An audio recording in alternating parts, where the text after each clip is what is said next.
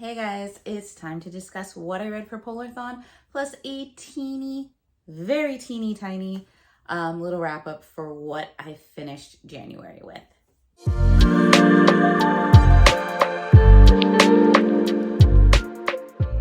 Hey guys, if you're new here, welcome to the Book Path. I'm Nicole, and if this isn't your first rodeo, thanks for sticking around. Polarthon came and went. Some stuff got switched around, but I'm not too worried about it. But before we get into all of that, there is one book that I did finish out January with, and I could have done a wrap-up video for January, but I felt a little foolish, like getting out, filming equipment and doing everything for like one book that wasn't like a coming soon or something like that. So I was like, you know what, I'll just wrap it into some other wrap-up video for the month and we'll go from there. So I was able to read Park Avenue Player by Penelope Ward and V. Keelan. I honestly, for whatever reason, I knew it was Penelope Ward, but I kept saying Penelope Douglas, and I don't know if I did that in previous videos. I might have, so I apologize on, on behalf of myself, the channel, to the authors, to everybody. It is Penelope Ward and V. Keelan. I ended up picking up that book and I loved it. Loved it, loved it, loved it. 5 stars, great book, great start to the Cocky Hero Club. It was fantastic. So basically you had, like I said, you had this girl that she was married and she found her husband indisposed with one of his students. And so needless to say, ended in divorce, and she is working for like, I think it's her brother's friend that's ex-military, and opened up like a private investigation service. And she's kind of the key figure in catching guys who cheat, basically. And she, I guess, has a background in art and working with kids, and she really wanted to get back into it. So her neighbor and best friend, who happens to be her ex-husband's stepsister, finds an advertisement for this guy who is trying to hire a full-time nanny for his niece. And on her way to the interview, she gets an offender bender, and her and like the hot guy that she hits are like batting it out with each other. She gets to the interview to find out that the guy that she got in the fender bender with is the guy who put the advertisement out for the nanny. Obviously, she doesn't get the job, but she doesn't give up. And through some funny little antics, she does end up getting the job as the nanny. So this kind of creates like this whole like, he's my boss, I'm the nanny kind of romance trope mixed with, I don't want to say enemies to lovers, but there's definitely some banter going back and forth. There's also that kind of forbiddenness to it because he's an employer, plus this is his niece and you have a child involved. So it's kind of like, you don't want to get the kid hurt by anything that could happen with your relationship. So there's a lot of tension. There's also a lot of fun and games, one of which involves some pairs of underwear, which if you read the book, you will have some fun and laughs with that. But it was just really, really well done. I loved the tension. I loved the games, the flirtiness.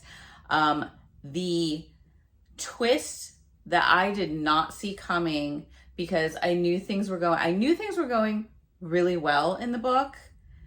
And I still had like 150 or like 200 pages left. So I knew something had to happen. Was not expecting what happened.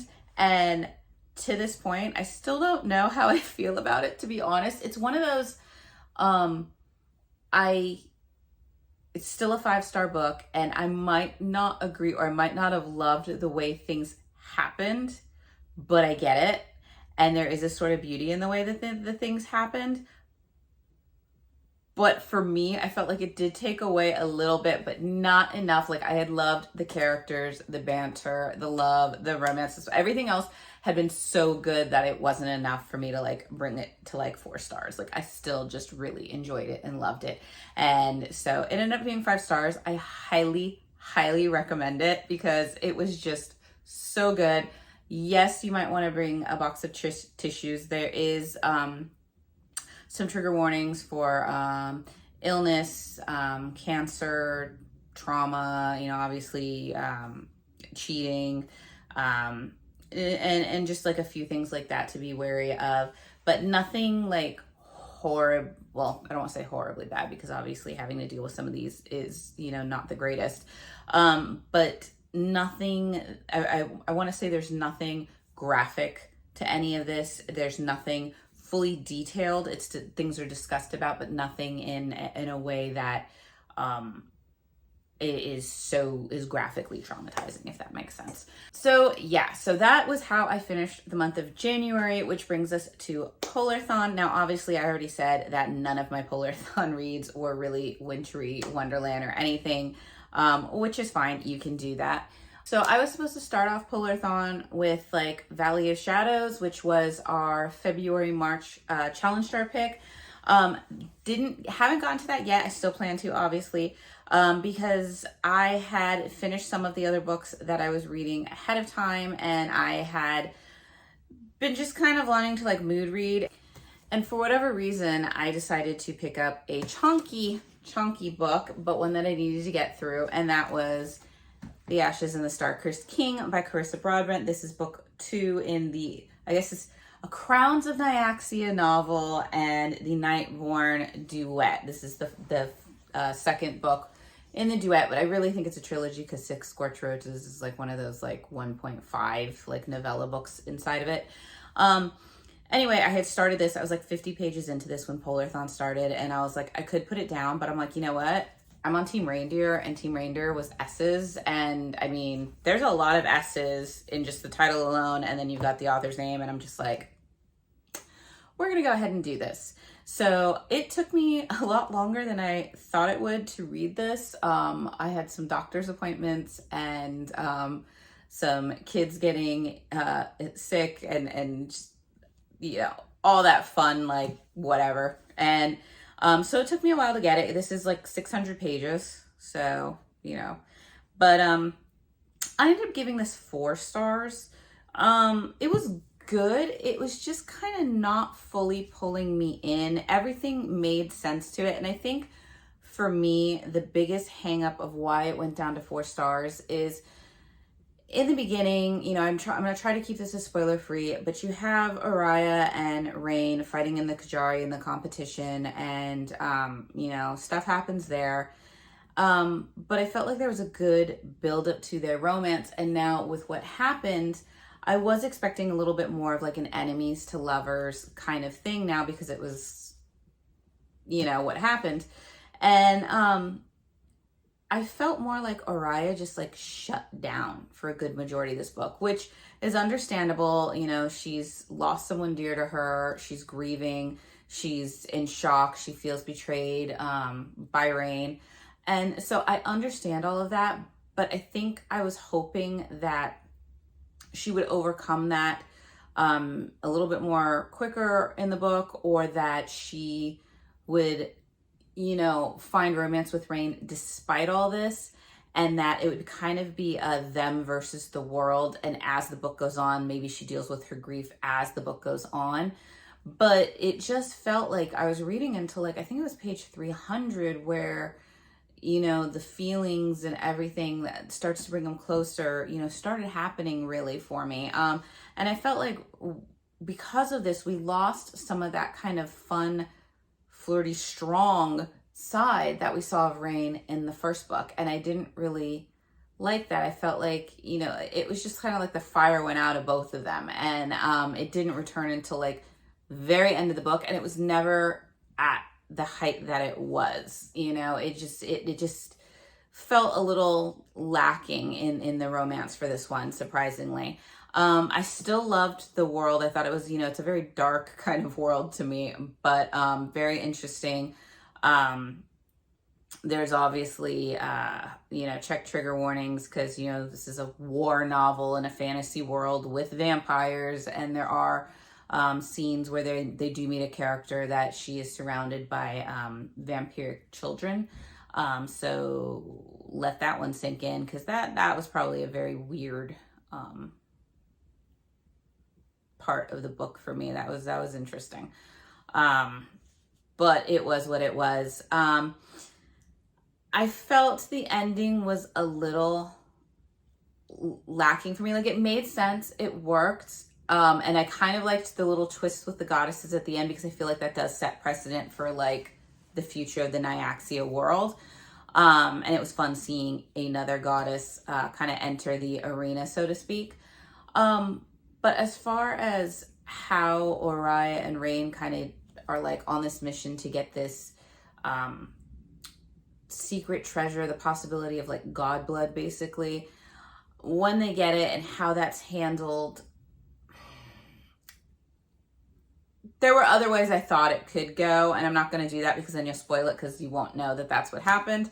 But let's just say there were other ways I thought it could go. And so for that, I'm like, it went down to 4 stars because it was still really good. It was a good follow-up, a good world. Everything made sense. I just wanted just a little bit more to take it over, especially in the realms of like the actual romance story between the 2 main characters.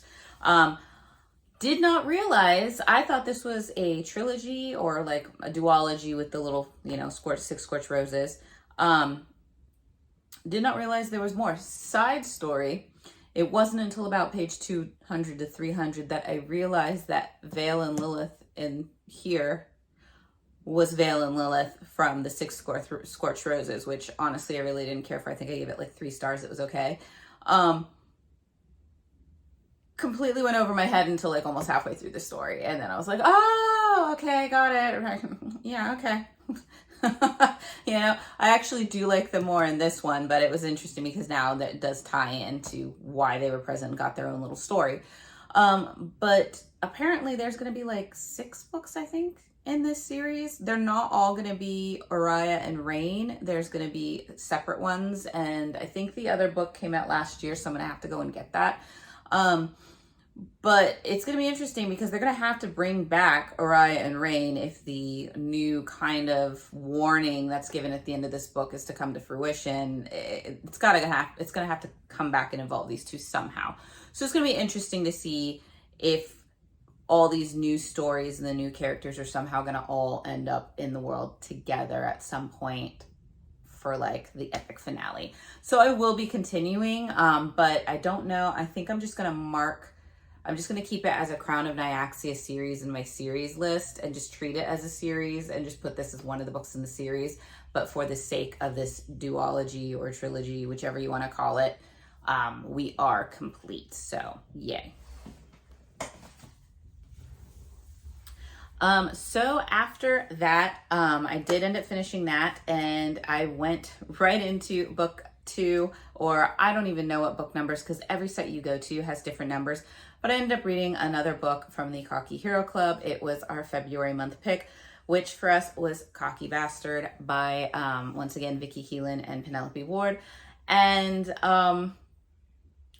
they're going 2 for 2 for me, because once again, it was a 5-star read. Like, I loved this book so much. Chance, the main guy in it, is definitely going down on my top 10, fictional, romantic characters or romantic men, whatever you want to call it. He was phenomenal. It was such a great story. Basically you have the girl, and honestly for the life of me I cannot remember her name right now. I'm so bad with names. I can remember the plots, can't remember the names, except for Chance, because he was great.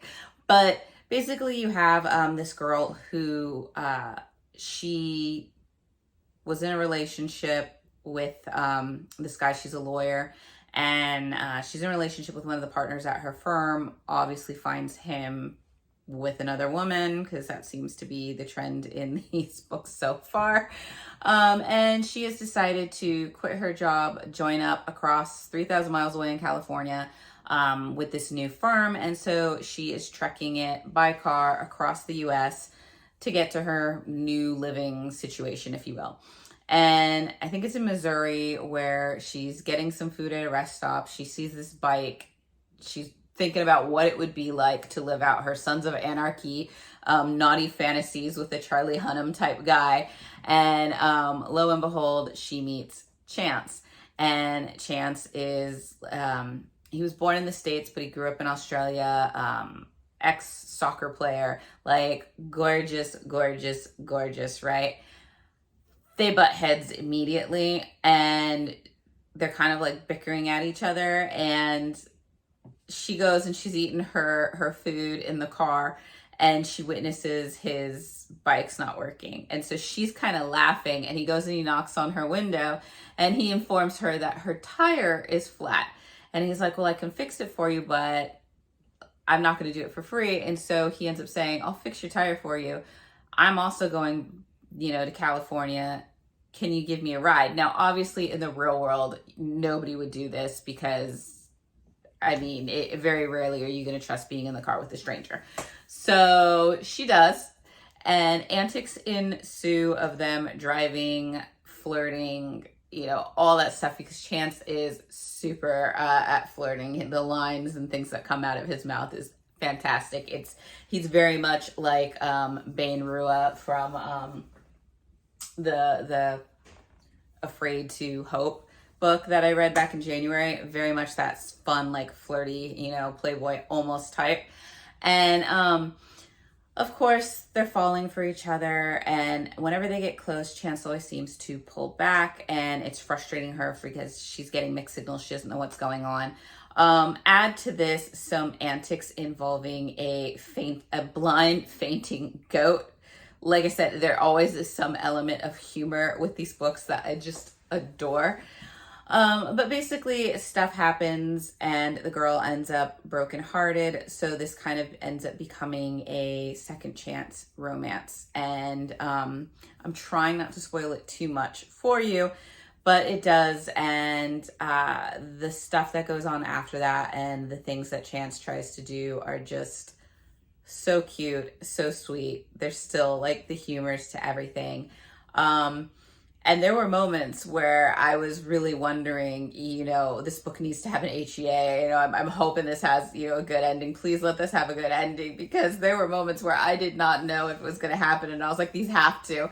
So, there was some tension in it, but it was fantastic. And honestly, I think I liked Cocky Bastard more than Park Avenue Player. But either way, we are going into this Cocky Hero Club loving all these books. And if already the first two are 5 stars, like, I'm just excited to keep reading what's going to happen in these next books, because they are just, it's the combination of the spice, the flirt, and the comedy for me in it. It's just, the characters are believable, they feel real, and you could see this unfolding in some sort of like rom-com rom-com movie. It was just great. So 5 stars for that. So then I ended up picking up the Summertime Circus by S.L. Dooley.